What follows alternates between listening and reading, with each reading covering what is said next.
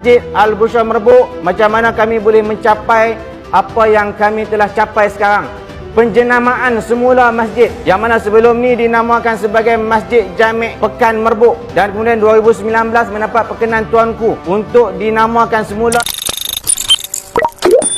sebagai nama Masjid Al-Bushra Merbuk. Bila kita nak bicara berkaitan dengan ekonomi, yang pertamanya tentang ekonomi masjid itu sendiri. Macam mana kita nak cari duit, nak dapatkan dana dan sebagainya. Yang kedua, ekonomi yang kita nak sebut hari ini adalah tentang ekonomi Islam, ekonomi yang kita boleh membantu masyarakat kita sendiri. Minta dekat jawatan kuasa supaya kita boleh robohkan tembok dan juga pagar masjid. Kita nak memberi satu mesej bahawa masjid bukanlah tempat untuk kita tutup. Masjid adalah tempat yang orang boleh masuk 24 jam. Masjid tanpa pagar, masjid tanpa tembok. Kami tak tutup lampu sampai ke pagi. Dan rumah gad bukan berada di depan pintu pagar masjid, tapi rumah gad berada di dalam masjid. Nak bagi tahu, nak jumpa gad, masuk masjid dulu. Dan alhamdulillah selama 4 tahun kita merobohkan pagar dan tembok masjid.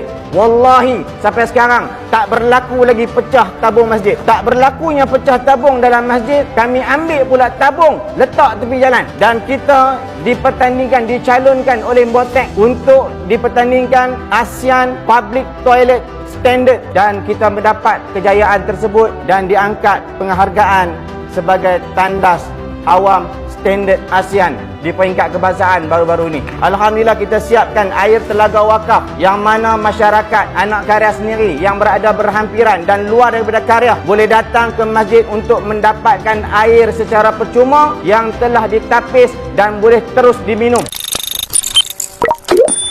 Kita adakan kawash di Masjid Al-Bushra Merbuk. Inilah food court. Kita ada Al-Bushra Mat. Kemudian kita ada Al-Bushra Bistro. Kita ada Halo Al-Bushra. Kemudian fasa ketiga C, kita ada Dobi Layan Diri 24 jam. Dan kemudian kita ada Muslimah Spa and Saloon untuk kita-kita aja. Kemudian kita ada barbershop.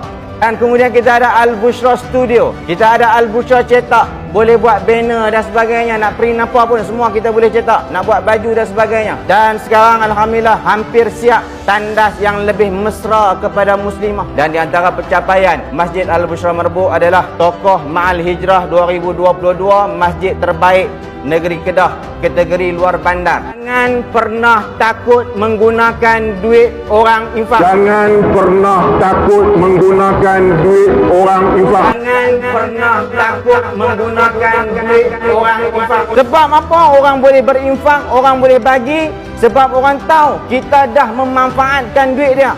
Ini tuan-tuan, duit tuan-tuan yang tuan-tuan infak, kita bangunkan tandas mesra muslimah RM176,000. Kami tak simpan duit tuan-tuan. Semalam dia infak 2 sen dan pagi ni dia infak lagi 2 sen. Nama dia Muhammad Izzat. Kalau dia pernah dia tengok live ni, dia nak sebut nama dia. Dia ni orang yang hebat sebab dia mampu nak melakukan transaksi walaupun hanya 2 sen. Kita pun hari ni tak tahu sedekah tak sedekah. Kita tunjuk apa yang kita lakukan. InsyaAllah di luar sana, apatah lagi di dalam Malaysia yang mudah untuk memberi ini, hanya tunggu di mana tempat untuk kami nak letakkan duit kami.